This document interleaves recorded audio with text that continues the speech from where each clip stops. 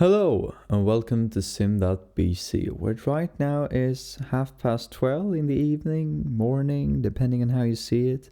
It is 12:30 a.m. at least. So, in my opinion, right, it's in the middle of the night. And as you probably know, if you've been following this series, January through March, well, this would actually be the one for March. I'm just a bit late with the upload. But if you've been following it throughout January and February, you will know that these kinds of videos are more podcasty type videos where I sit down, I take a topic, and I just go with it. I just ravage it. I'm giving you my opinion about the topic. I might take up some external factors. Spoiler alert. We won't today. And just generally work through what the topic actually is. And during the daily videos, we don't have the opportunity to go so in depth. I mean, sure, we're talking between 10 and 20 minutes. And for some of you, that will sound like crazy. How can you be talking for one thing for 20 long minutes? I mean, I just struggle to talk about something for 30 seconds. I'm a social wonder. No, but what I'm actually working with here is that sometimes 20 minutes is a short time. And by the way, you shouldn't feel bad if you can only speak for 30 seconds. It's something that you kind of needs to practice with. Unfortunate, but true. But yes, sometimes 20 minutes just ain't enough. And I assume, or I'm a bit afraid of, given the state of the evening that it is so late, that this is going to be one of those instances. Yeah? But without any further ado, mates, we're going to go into it. And today we're going to talk about inspiration. Something that I play rather close to heart, actually, and many people don't, which is the thing we're probably going to focus on. So we're going to start off with stating that I'm sitting here with like a 90% piece of chocolate I hope will fill me with inspiration throughout the evening, or throughout the morning rather, throughout this recording. And many of you are probably going to be like, wow, 90% chocolate? Yeah, I've just learned how to eat 86% chocolate, so now we're going to move into that. And we're having a lovely beverage to that as well. Some people are probably going to say, oh, is it coffee? No, it's just pure old water. But hey, if it works, it works. Am I right? But so inspiration. I assume that I can start off with saying what actually drove me to inspiration in particular, because I had another topic that I was quite looking forward to talk about, dysfunctional teams, but I just thought, nah, I'm going to go for inspiration, and this is going to be a non-scripted discussion as well, because I know that some of these are scripted and very well structured, and the topic of dysfunctional team actually was. However, this topic of inspiration is the one we're going to talk about. So the reason for why I chose this is because when talking to many of my friends, especially when writing the thesis, but also people who don't study, also people who aren't stuck in this mindset of academic work and this mindset of you being just a box in a Hubrix system. You see what I'm saying there? You're just this cube that fits into a matrix. That's kind of, unfortunately, what many students tend to think of themselves, and I tend to have that view as well sometimes when it comes to university. Not to clank down at my own university, of course not. This is something like, it's a general feedback to most, what you would say, higher learning institutions out there. Why? Well, because when we get down to it, most of the things that we tend to do isn't that exploratory, and for good reason, because we need to build like a learning base of what to actually base our exploratory research on, and I get that, but at times it just feels like we're copy-pasting a lot of things. Sure, we're rewriting it in our own words, but we're still getting down to this idea that, well, it isn't actually our idea. Some people rather enjoy that. Some people don't enjoy that, and I think that I'm a bit in between. I have no problem with it, but simultaneously I would like to work out from it. And as I said, when discussing inspiration, as I said, especially now that we're working with a thesis in school, many people had a hard time coming up with both a topic, which is rather weird because we've been studying now for 3 years at university level, at the bachelor's degree, that's given, sure, but it is still our first opportunity to really look into something that we're really interested about. Now, this is not the same as saying that everybody has a lack of inspiration or a lack of motivation, or rather a lack of vision, so to say. Many groups out there, especially in my school, have a lot of good ideas that they're actually pursuing, something that they've been working on for years now, and I'm really truly astonished about the amount of dedication that is put into this, this paper of theirs, because they've been thinking about this for more than a year. Which is more than I've done, even though I've been struggling with this for a year, just thinking about that, wow, we're gonna write it soon. Some people has actually started collecting surveys, conducted interviews, and doing previous research, even before starting with the thesis. So it's not the same as saying that everybody has a lack of inspiration. It's just such a theme that so many people have a lack of inspiration when it comes to choosing a topic. And I thought that was rather weird, so I kind of explored this notion, asking some of my friends who aren't at university. Or well, we can start off that I actually asked other of my friends that are studying at other institutions, other universities, other high schools, and so on and so forth. And they were kind of feeling the same vibe, that inspiration wasn't at the forefront of their education. Which, well, I can kind of understand. I've been to similar schools, we're working in similar institutions, we're on a similar level in our, educational process, but still seeing that there's different schools that differ very much in their message they're trying to convey to their students are different, or rather are so similar when it comes to the lack of exploratory imagination in the curriculum. It kind of surprised me. But yet again, moving on even further than that, I was asking some of my friends who aren't at university, starting off with some of my friends who are actually working. They were saying basically the same thing as everybody does when they're working. You're asking, how was your day? They probably start up mentioning something like the traffic was really bad, and you're just like, okay, I'm a student, I own a bicycle, but I don't think that qualifies. And then you go on to ask, but how was your day? How was your entire day? And they will probably give you a response somewhere along the lines of, well, I worked. And you're just like, wow, interesting. What happened at work? And they were like, work.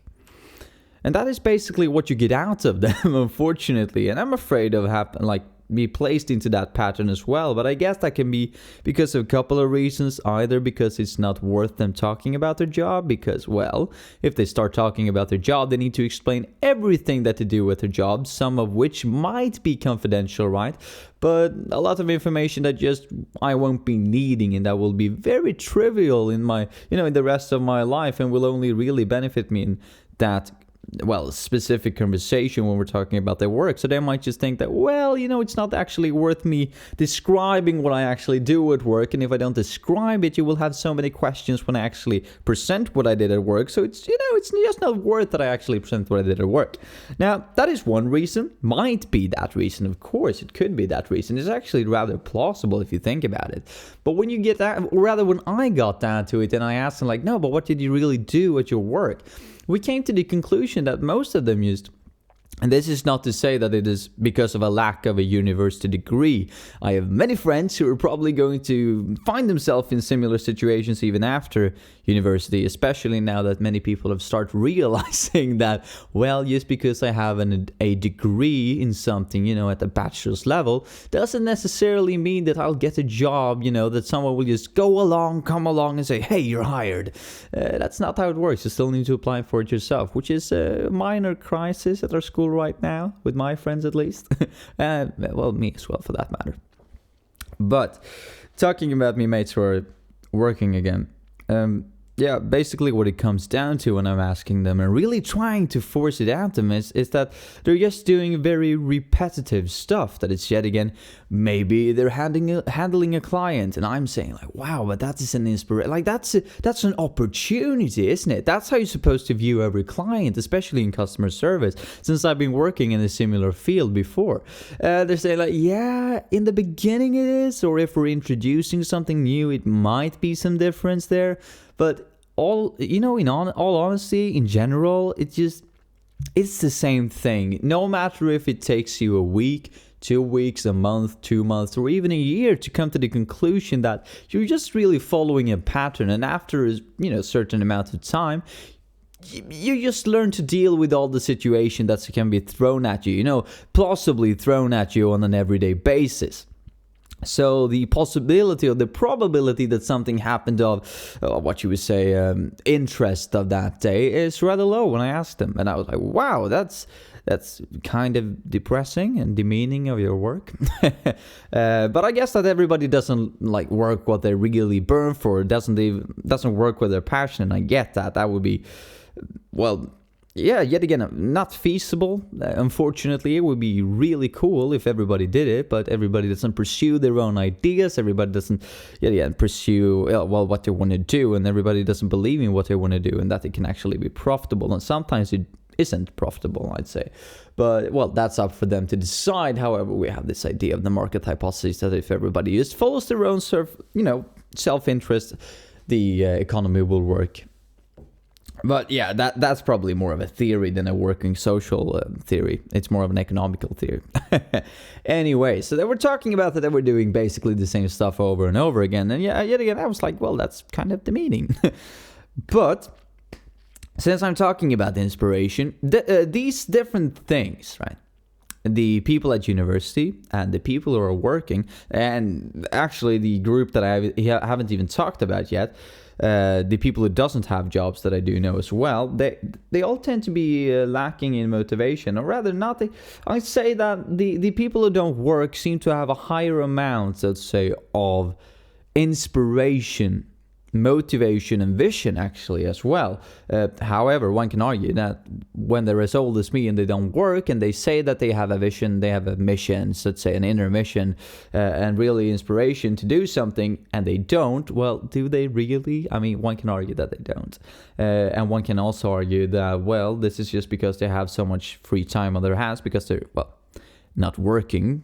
Pro quo, they have more time to think about things and make a more philosophical understanding of their situation, and therefore being able to really find themselves and who they are, why they are, and actually explore that notion so that they can actually, focus on a motivational theory or a motivational factor that they actually want to pursue, or a passion within themselves that they're very inspired about. One can say that as well.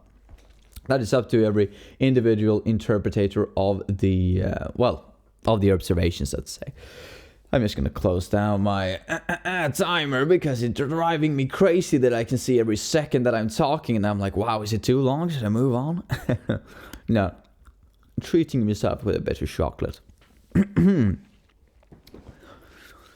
So after watching all these people, I was like, wow, this is kind of an interesting discovery, because first I was like, that's interesting. You're saying that you're not feeling inspiration anymore. That's rather interesting. That's an interesting perspective that I haven't seen before.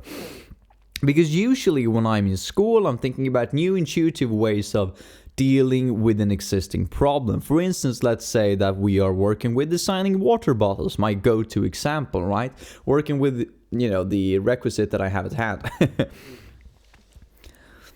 Then I tried to come up with this through a new way of attaching the screw to the entire, like the top to the body of the bottle. Is there any way, shape, or form that we can change this in?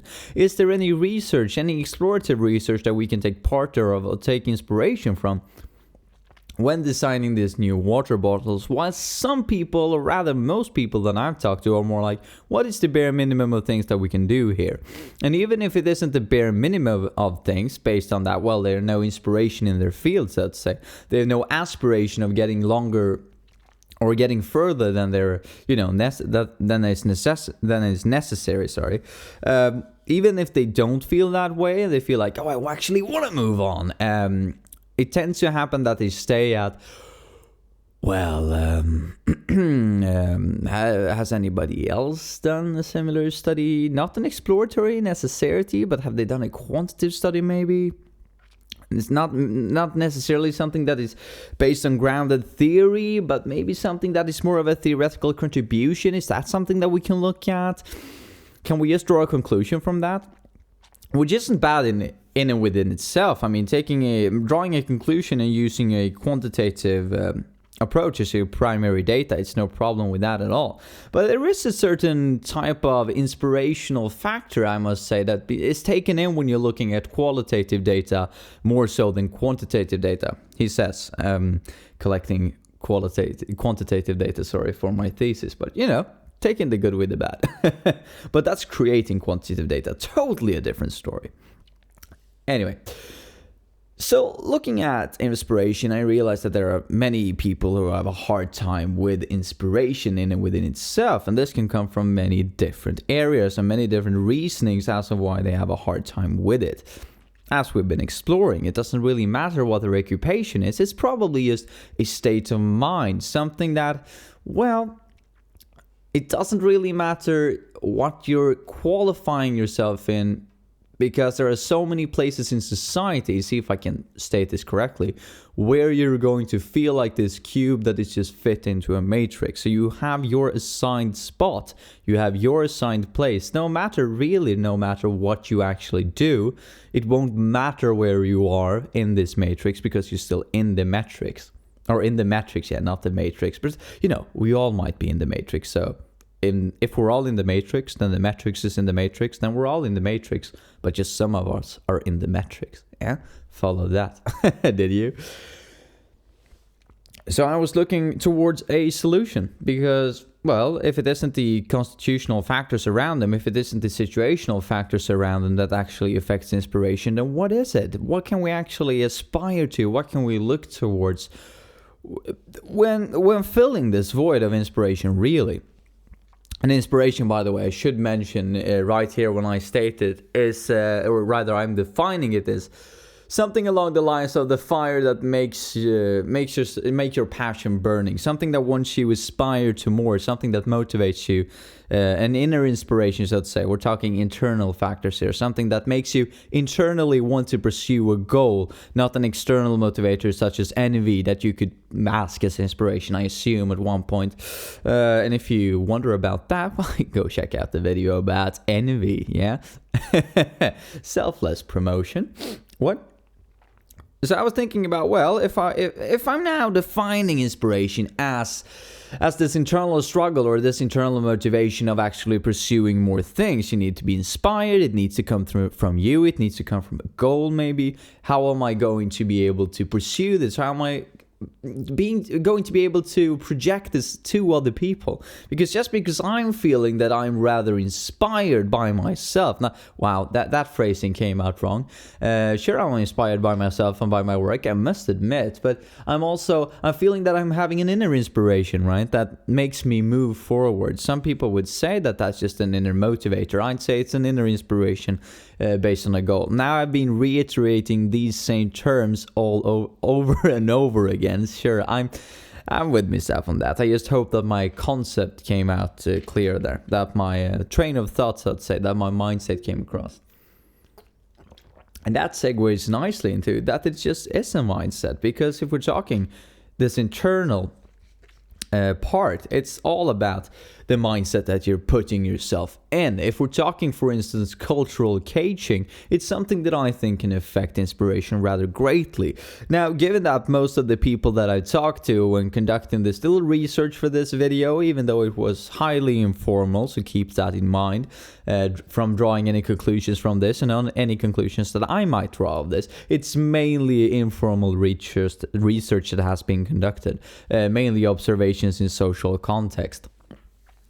Is that cultural caging is a big factor. It could potentially be a big factor, and it's actually something that's quite interesting to explore further when it comes to inspiration specifically, because as I said, most of the people that I've been talking to, they do live in Sweden, the same country that I do, which limits the study, to say the least, because maybe if I'd been going to the other side of the earth, I would say that people who is in the academic world and people who are actually working are very different in what they consider to be inspiration, are very different in the, well, what you would say, their state of mind as of where they are. That the situational factors there might be affecting them a great deal. Whilst in Sweden, even though we're collectivism according to Hofstede's dimensions, I would argue that we're individualistic, but that's just a matter of opinion, I assume. Would say that we're so all on up in our own business that we don't tend to be as influenced by situational factors as someone who is from a more collectivist country, so to say, that might think more about the situational factors, actually considered to be like, where am I? I'm at university. This is a source of inspiration in and within itself, which is a valid point, but I don't think that is something that has happened with at least my social circles, let's say. But it is a mindset. So we are going to talk about and think about how are we actually going to, quote unquote, so to say, fix this, or how are we going to come up with a solution. And I have a rather, or at least I'd say it is, intuitive way of coming up with a solution for this. Because many people, as I said, they have a hard time with putting themselves into a permanent mindset, or a permanent state of mind, especially if it interferes with everything that they've done up until this point in time in their lives. And I can totally understand that. I have the same quote-unquote problem. I'd say that's a matter of principle, but yet again, I've been discussing that as a bad thing as well in previous videos, so yeah. Anyway, it might not necessarily be a bad thing that you have a hard time changing later on in life. It depends on what you're going to change and due to what reasons. But let's say that we're talking about the inspiration. So let's say it's inspiration that's going to be changed. That's going to be a more prominent factor in your life. Then we can argue that it's actually a good thing that it needs to change, or that it should change. But even though, as I said, it's something that is, a state of mind can be really hard to push on someone, especially, as I said, if they've been living with this in their entire lives. You can't just go in and say, hey, mate, I'm going to, how can I phrase this? Change your entire understanding of life as you know it. And they're like, hell to the no, you ain't. I'm out of here. And you're just like, no, please don't go. That's probably not the right way of go about it. And I thought about that quite. When you're a researcher, right? And when you have a good idea and you think that, if I only can apply it in a very absolutist perspective, if I only can make all people in the world think like this, then I solve all of the problems. If I only can make everybody be friends based on this criteria, then I solved all of the problems in the world. If only everyone.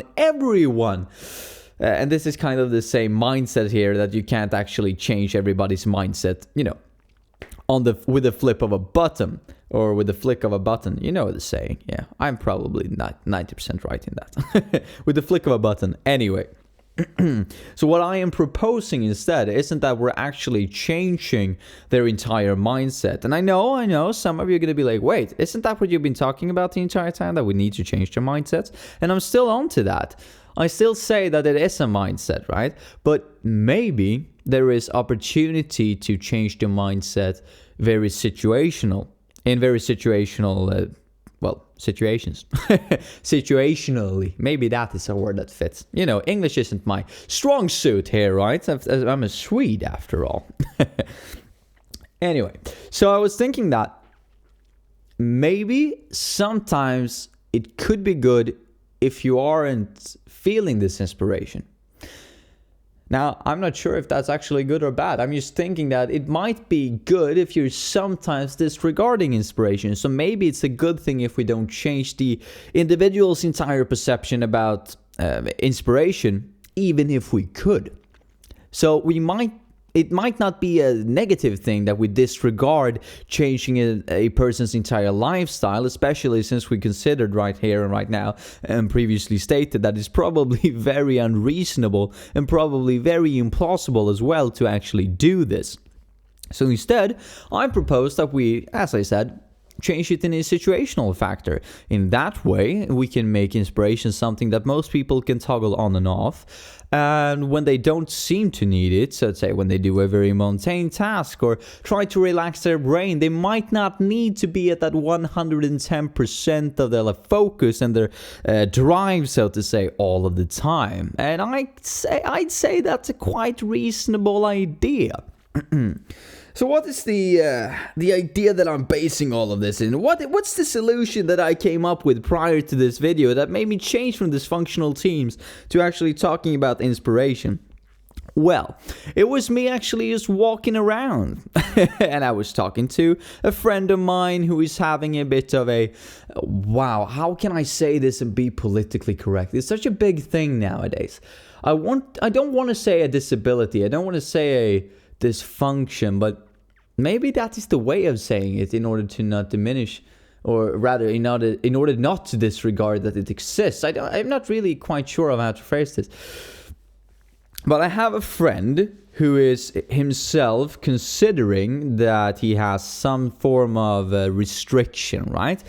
Psychological restriction in life based on, well, or did I phrase that right?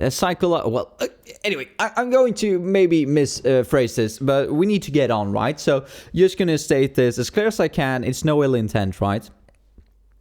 So, he considered himself that he has some sort of restriction physically that is based on a biological inherit of his parents or something along those lines. Anyway, there's probably a word for it, a sort of number combination or letter combination that I don't know of, an abbreviation, let's say, or an acronym. But, wow, acronym is probably not the same word there. That was probably a bit offensive. I meant, I almost gonna say abomination. I meant acronym. Yes, the shortening of different words to just the first word of just the first letter of every word. Anyway, we're getting so off track, so it's not even funny. And when I was talking to him, I was out walking, and I was thinking like, you having a hard time with inspiration as well, because I was, conducting this, as I said, very unofficial, just talking about it, and happened to talk about the subject. And I just stood at a view spot here in my local town, and I viewed out over the fields, and I just realized something, just clicked like that. And I realized that when I was a kid, and I like to write books, because just putting the context there right, setting the stage, when I was a young lad, I like to write. Even though I didn't consider myself to be any good at it, which I still don't consider myself to be, right? It's just so good that I have a charming personality, because I don't have the looks and I don't have the crooks. What would I have? Anyway, and I realized that when I had a hard time with writing something, I'd go to a viewpoint or some form of location which I thought was beautiful, right? Like as breathtaking as I could make it. And when watching that spot or that view or that object or whatever it might be, I was just struck by this sudden feeling of inspiration. And that just happened a random day when I was out walking, having a hard time with actually writing anything. And after that, I just thought about that whenever I had a hard time writing. And it was kind of like an anchor point in my subconscious, or actually in my conscious, that I was thinking about, and in my memory, that I was anchoring this idea of inspiration to a place. And when I had a hard time of focusing on an inspiring thing or something that I needed inspiration to fulfill, I was thinking about that place and really focusing on that point. Not necessarily that point in time. Bear with me here. It's not necessarily that point in time, because that can bear with it traumatic memories of stuff that happened in context to when I discovered that place. Not that I personally have any, right? But other people might do. They might have seen something really beautiful and then something really, really bad happened. Then I don't want to suggest to you that you're going to think about this place, right, and forcefully trigger this traumatic incident. But don't put yourself in the place of when you watched it. Just try to picture the view. And I realized, as I said, when I was talking to my friend here earlier on today, that wow, when I was seeing from a viewpoint something that I thought was truly astonishingly amazing, and I was like, I might go away from this town for a very long time, maybe forever, right? When I go back to France, if I choose to go back to France, or if I get a job, or if I in another city, or if I go study even more, like study a master in another city. And I told him that, wow, have you ever tried, like, and I was trying to lead him into it, right? That have you ever put yourself in a place, or have you ever seen something that is really close to heart to you, very dear to you? Of course, everybody has. That's like the point. Everybody has something that is dear to them, because, well, what's dear to them is relative to what is the most, what they're most afraid of, or what they're hating the most, right? Or at least I tried to make that point in today's video. I know that there are people who are very on the opposition, so to say, of that statement, but I'm trying to make my statement in today's video. 214, yet again, hashtag selfless promotion. Am I right, people? No, but if you want to have a further understanding of my idea of the topic, you can go check that out.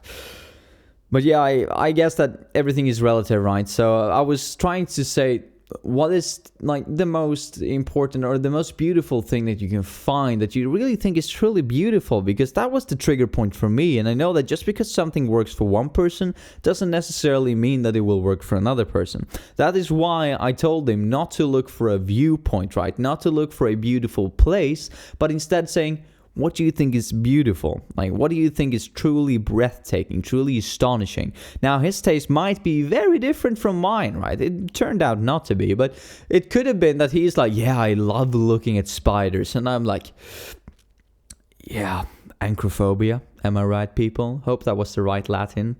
Probably wasn't. But yeah, I'm afraid of spiders, so I can't really agree with you. If that was what he was going to say, I'd probably have a very different opinion about beautiful and breathtaking. But it turned out that he was mentioning a place from his childhood, and he really started to drag in on this childhood idea, right? This childhood thing that it was like, yeah, and this happened and that happened. And I was like, stop. Don't talk about what happened. Just try to focus on that one place. And the reasoning for why is because, well, yet again, I had this experience when I was a kid, and I later on actually read, and I can't really remember why, or rather, I can remember why, but I actually can't remember where. It was in a management book, first year of university, something, organizational leadership, I think, where they were saying that people who are having different disabilities, or people who are having a difficulty with inspiration, for instance, could find something else to stimulate them in order to access the parts of the brain. And this is probably just speculation, even in the theoretical and academical world in neurobiology and neuroscience, that this can trigger an aspect of the brain to, well, trigger inspiration when they're thinking about something that stimulates them. Yet again, this idea of why I want to bring forth something beautiful, something breathtaking, no matter what that would be. But anyway, I was talking about this place from his childhood. I was trying to isolate the childhood part, the point in time part from the actual picture.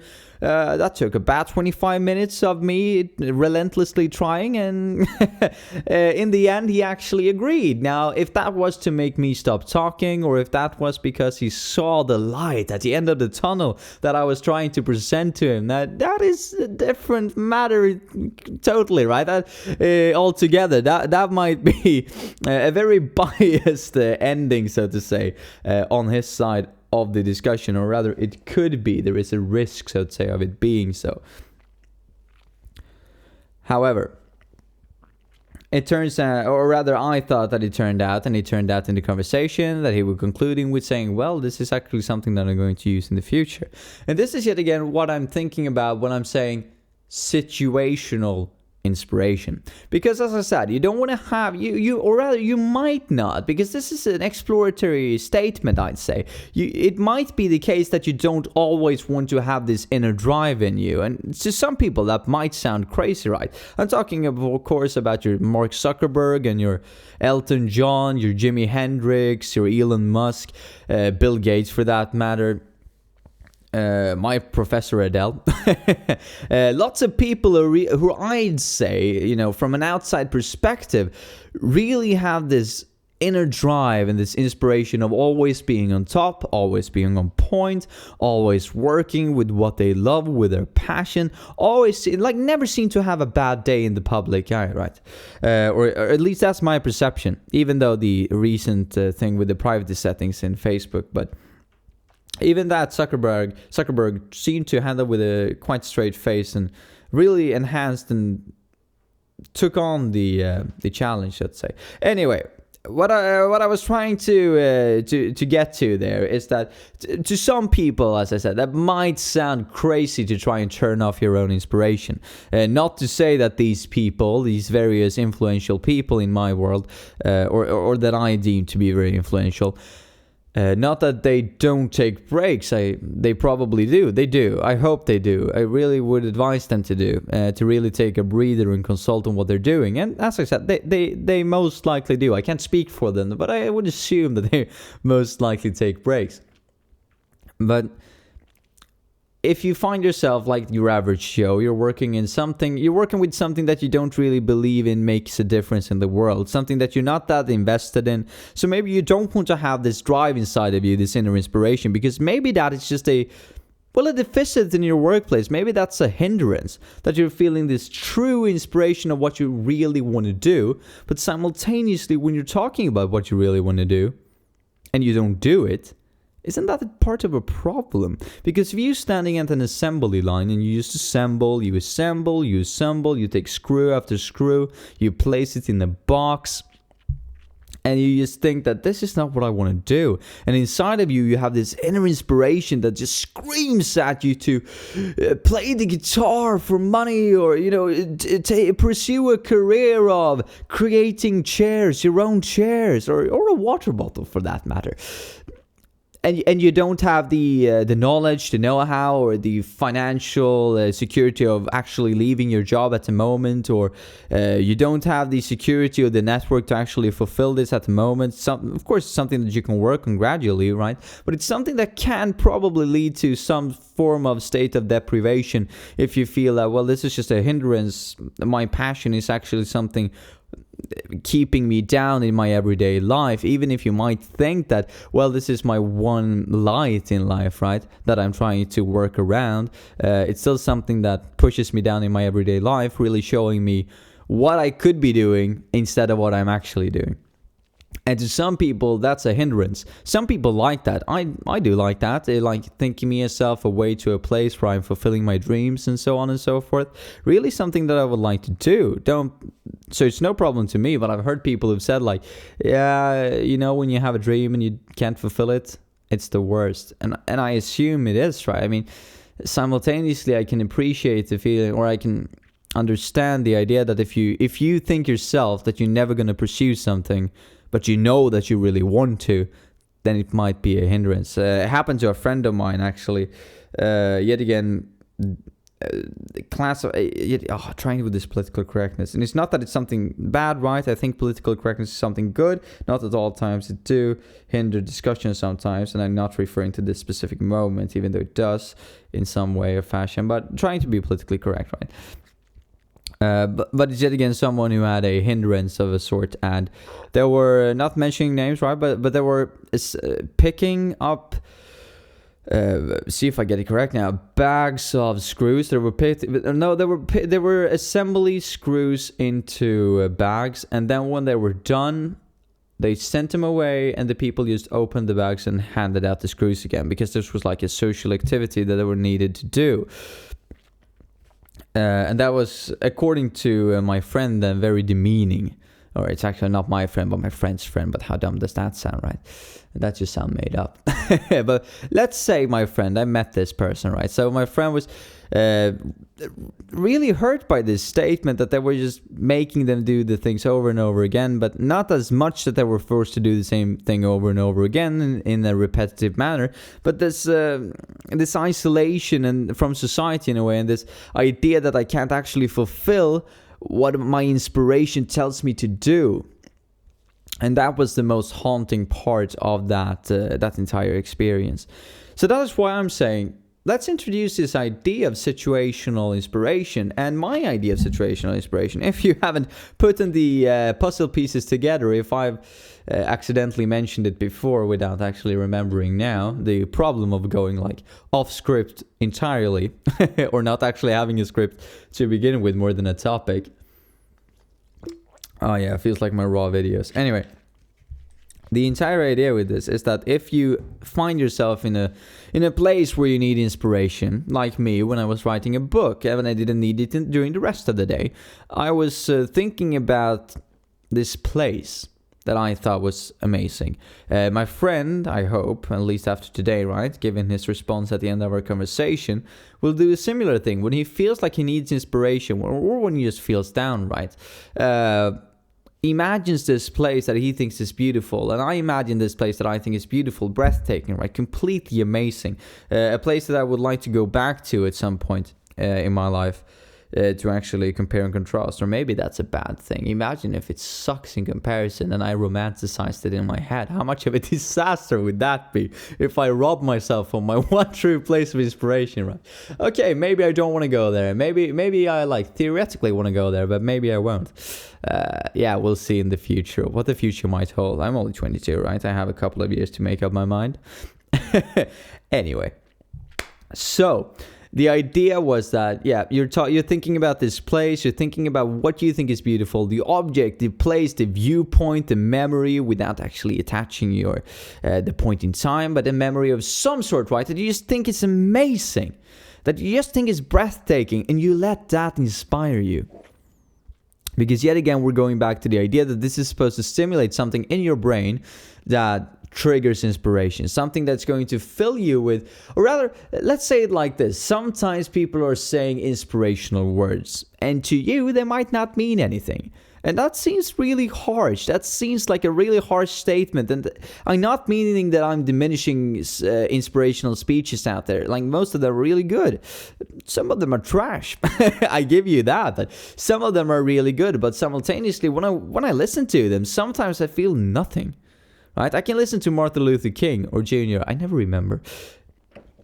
I have a dream, and sometimes I'm filled with inspiration. I'm just thinking, I can conquer the world. I have every opportunity in the world, and everybody is of equal worth. And even if that, even if that message gets across like every single time, the inspirational feelings that I have inside of me, right, don't necessarily come across every single time.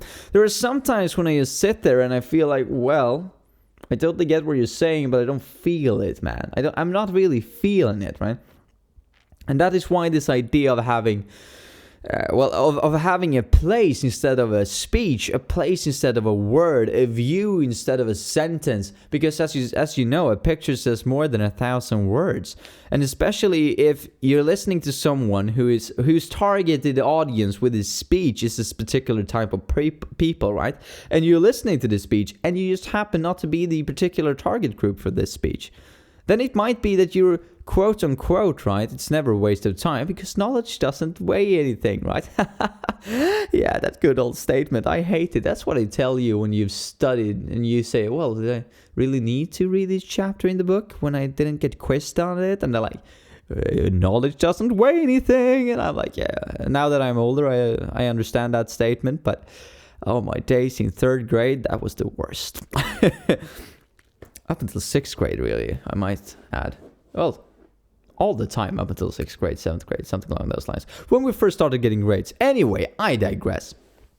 Where was I? Yeah, 1,000 words and all of that. So, you might be listening to a speech that is saying something in particular, but you're not the targeted audience for it, so you're wasting, quote unquote, yet again, wasting your time with this speech because it didn't really give you anything. That's why this idea that I've come up with, yeah, it's probably not me who's come up with it, it's just that I haven't actually read it I haven't read this explicitly anywhere else, just like kinds of a nuance of what I'm talking about, right? But that is why this idea of remembering a place, remembering a view is so important. Why? Well, because if you think about it, this memory of yours, right, is going to be, depending on your interpretation, is going to apply to your situation. You see what I'm saying here? I mean, if I share my memory with you, if it's ever possible, it might be truly inspirational and you will be like, wow, I truly understand it. Mate, 10 out of 10, 11 out of 10, 15 out of 10. You've done it. You should have the Peace Prize, mate. If that ever happens, it might be that reaction that I'm sharing my memories, I'm sharing my point of view, right? In my head, I'm in a very abstract but still a concrete way with getting everything across, right? But it can also equally as likely be that I'm sharing my exact memory with you or my exact picture of this place with you, and you're just like, yeah, that doesn't do anything for me.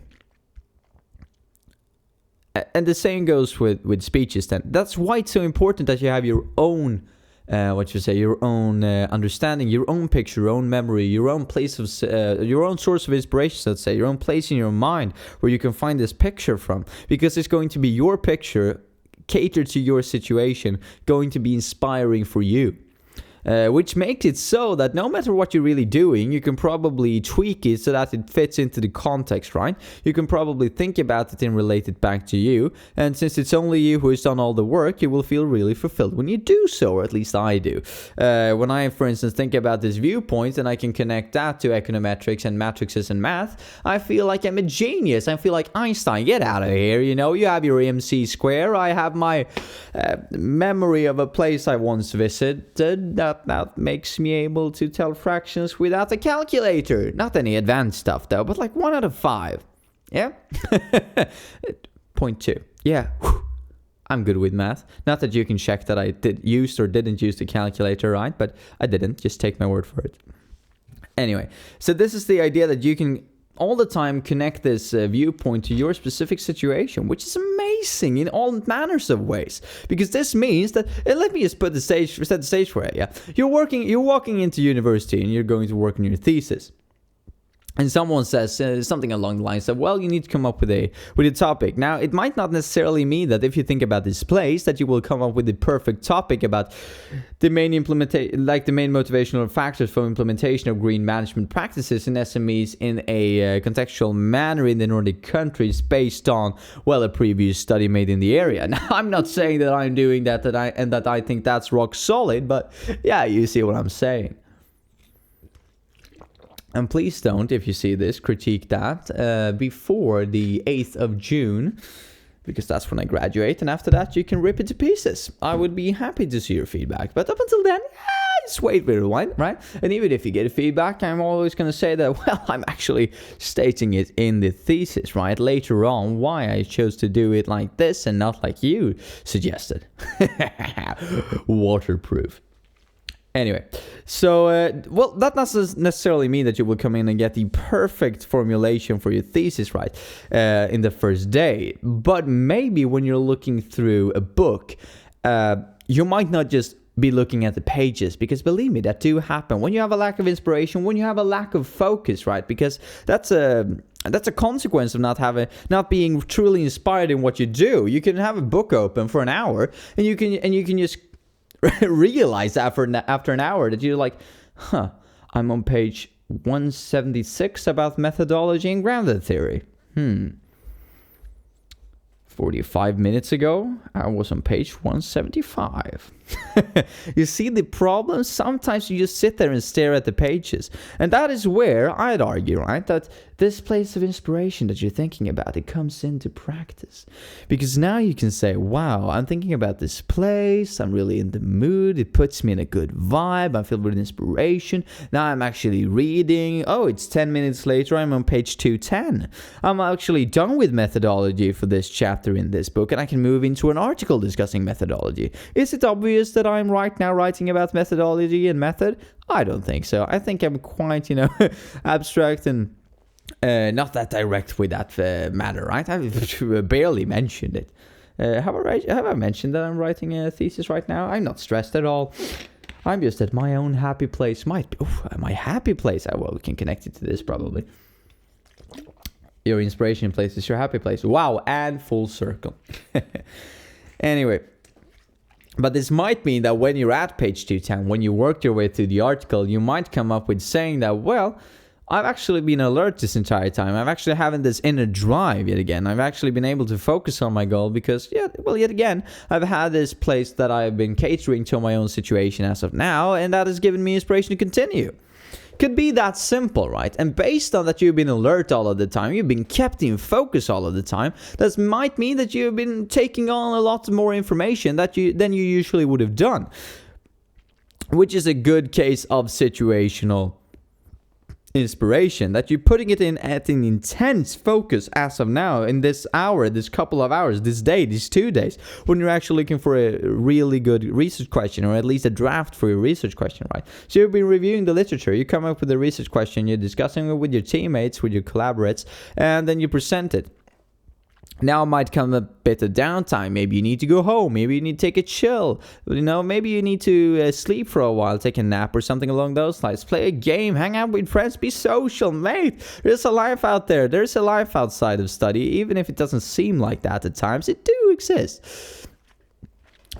I would just argue, that's a good time when you have an external motivation. At least for me, right? I have in me mates. I'd say that's an internal, like a mixture of internal and external motivation. You're having them dragging you around, right? Then you have yourself dragging them around because you're so hyped about what the things that you're doing. Might not be something extraordinarily funny. It might just be playing a game of chess, whatever. What do I care? What do I know?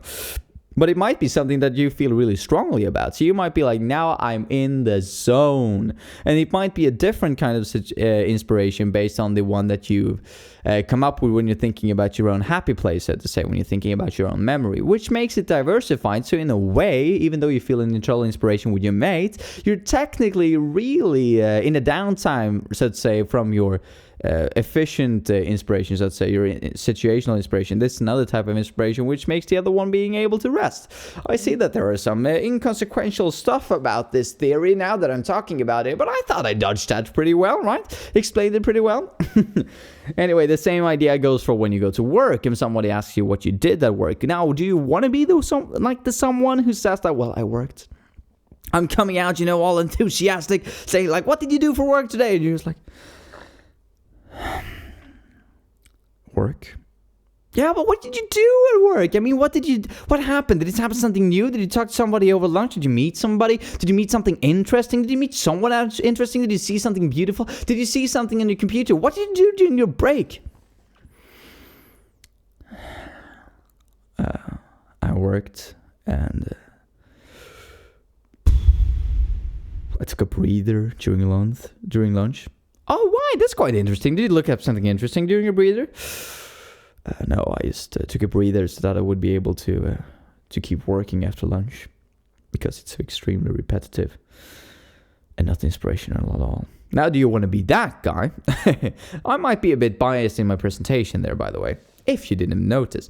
But do you want to be that guy, or do you want to be someone who says something along the lines with, well, I actually did something quite interesting today. I was looking through some different catalogs, even though I was doing the same kind of notion the entire day, or doing the same thing that I always do, I found a way of actually improving on it, or I found a way of shaving off a second or two on my conference call. I found a way of actually presenting myself better at work. Maybe this is because you're setting mini goals for yourself every day. Maybe this is because inspiration. Maybe inspiration is the reason why you set small mini goals for you every single day. Maybe you don't have to have a goal. Maybe if you feel internal motivation, you will find them needlessly, and you will find them without effort. Nothing that you have to plan, it will just come to you. Now, I'd argue that the second alternative is way better than the first one. Yet again, I might be biased. I don't know, right? What do I know? I'm just trying to confirm my own theory here. I have my own statement, but you guys going to be the judge of this. In the end, I'm going to treat myself to a piece of chocolate again. Now I only have one piece left. Poor me is taking out 3 pieces. What is that, 10 grams? Oh, dropping the screw. A minute. Probably could edit that out, but hey, the raw format, am I right? Even in the discussion parts that I thought were going to be structured, but this turned out to work rather well anyway. So I think we need to wrap this up in some form or fashion, since it's right now is, oh my days, 5 to 2:30 in the morning. That's how you say it, right? 5 to 2:30. It's 01:25, right? Digital time. Let's go with that. It's easier for me. So we probably need to wrap this up. Now, I'd say, to wrap this up again, to conclude, to end, to sum it up. Yeah, to summarize. That situational factors, good idea. Might be biased yet again, but I think it's a good idea. Do you need to be inspired all of the time? No. Absolutely not. I wouldn't argue so. Do you need to have the same form of inspiration at all times? No, I wouldn't argue so either. Make sure that you have a couple of sources of inspiration. As I said, maybe you have friends, maybe you have a passion, maybe you play video games, maybe it's something that you're very inspired to or inspired for naturally. Maybe something that you feel like a large bit of passion about. Something that we touched in the end here might not have been explored during the entire thing, but something that you have a natural passion for is something that you probably have a natural inspiration for as well. And that's like a knack for it. Use this as your downtime for your quote-unquote, right, forced inspiration, quote-unquote, inspired inspiration, effective inspiration, work inspiration, your situational inspiration, I'd say. Wow, doesn't that just roll off the tongue in comparison to the other bad ones I presented? Yet again, I'm not biased at all. Now, using your passion as the downtime for when you don't use your your inspirational factor right here. It could be good because that might mean that you can be inspired most of the time, but simultaneously you can have some downtime from your work, from your effective inspiration, right? That you, draw upon when you need this situational boost in something that you do, or during a time that you need something to do. I think that. It's rather obvious that I think it's not based on that much, right? Based on my observations and my observations alone. I haven't discussed this with anyone. That's what I hope you would do in the comments for me. With me, sorry. Thinking about a place that is unique to you is something that is going to always be being able to be addressed to you, to be catered to you in your specific situation. This means that you will always be the target for the inspiration. You will always understand it because you are making the interpretation. You will always have it close to heart and you will never lose it. And it will be an infinite amount of inspiration if you manage it again to distinguish yourself from the historical point when you actually viewed it, because that can become a drag. As I said, other things that has happened in the meantime. You don't want to associate your main source of inspirational place with an ex-boyfriend, an ex-girlfriend, someone who passed away, something really amazing that turned out to be really bad later on down the line. You want to have it isolated as best as you can. As best as you can. And this will, in the end, optimally, or in the best cases, making you be able to access this as a source of inspiration in the situations where you find yourself out that you need to, when you might need to be a bit creative, when you need to be taking that extra step, walking the extra mile, when you need to have this inner inspiration and motivation and aspiration to to realize a goal that you either set for yourself or that you realized when you actually started. So I'd say this is kind of an interesting approach towards inspiration. It's not something that you need to have on all of the time. Simultaneously, it's something that you can toggle on whenever you want to. And I think that is rather interesting. It's something that I'm living my life by. And since it works so well for me, yet again, doesn't necessarily mean that it will work for everybody else. But since it works so good for me, I thought I might share it with you guys. And I'd love to hear what you think about it. And if you find this somewhere else, please just link it to me so that I can actually read up on what other people have said about it as well. That's of course, I would like to introduce that as part of the comment section as well. That if you have a source and they're actually discussing this exact thing with situational inspiration that you can draw upon. Probably painters and artists and stuff like that, but I think I've defined it quite differently, or a bit differently at least. Try to differentiate it from most authors and stuff like that, who are saying that, I'm thinking about a good old place. I've tried to make it like a situational inspiration difference. Anyway, mates, that was it for me. I've been rambling on for almost an hour now, so I'm gonna leave you with this. Have a nice day. Or a nice evening, depending on when this gets out and depending on where in the world you are. But yeah, have a nice day, mates, a nice evening, and nice afternoon, a nice pre-evening. Yeah, we're gonna get that going. And I'll see you in my next video. Have a nice one, mates. See ya.